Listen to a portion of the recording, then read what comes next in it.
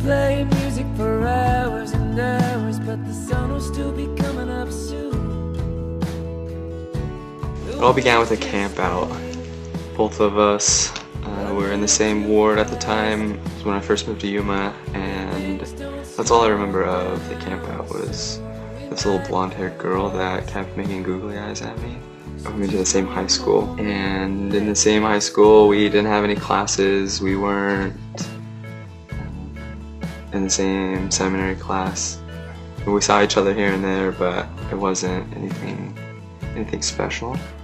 Then in senior year, he randomly invited me to go to the soccer game with his family. And then a couple weeks after that, we went on trek, and we ended up being in the same family. And then after, he was like, oh, now that we're not brother and sister, we can go out on a date again, or something like that. And then nothing. Right before he left on his mission, I was able to spend time with his family, and we got to spend a whole day together, and it was really cool and really fun, and I felt like our friendship was back to normal, I guess.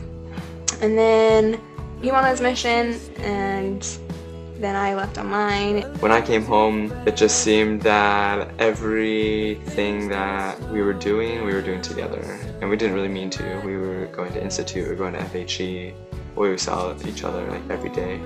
Then I got called to the Institute Council, and she was my secretary. So then we literally saw each other every day. And then we went on a couple dates after that, and then I had these feelings for her, and I didn't really know how to show them. Mostly because I didn't think she felt the same way. I felt like I kind of lost her in high school, it was over. So I fought those feelings to tell her how I felt for a month or so. We hadn't talked in a long time, and she's like, I don't know what you're doing with these other girls, but you need to be careful, and just remember who you are. And I was like, Kaycie, you want to know the truth? I'll tell you the truth. Here it is. I'm gonna lay it all out. I don't have feelings for any of those other girls. I like you, a lot.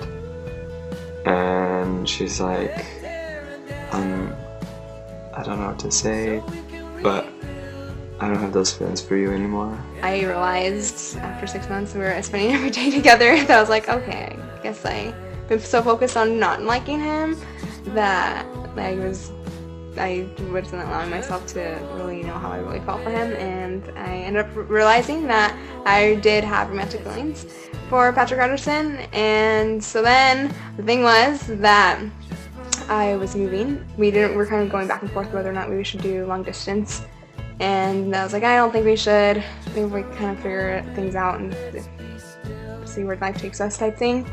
And as soon as I left, when I moved, it was literally the hardest thing was saying goodbye to Patrick. After a month or so, I was really praying. I was praying really hard, and I was fasting. I was thinking a lot about her and what we could do, what I needed to do. I bought some plane tickets to go visit her.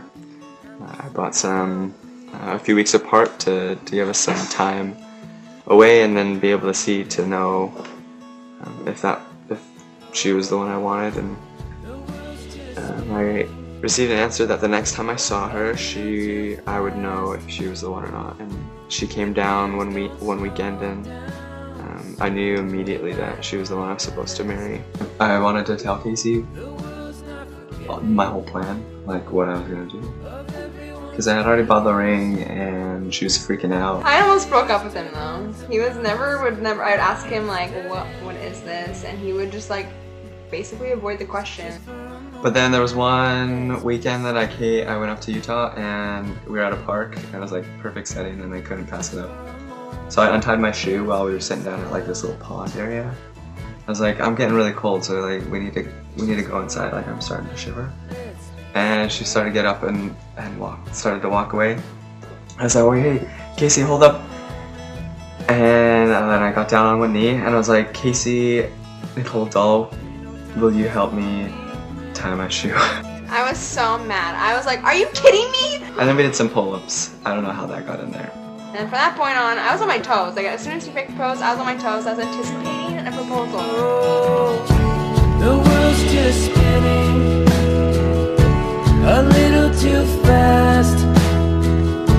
If things don't slow down soon, we might not last. The world's not forgiving of everyone's fears. The days turn into months, the months turn into years. So just for a moment, let's be still. Just for Are you sure what happened? I'm so sorry. What happened at Dubai?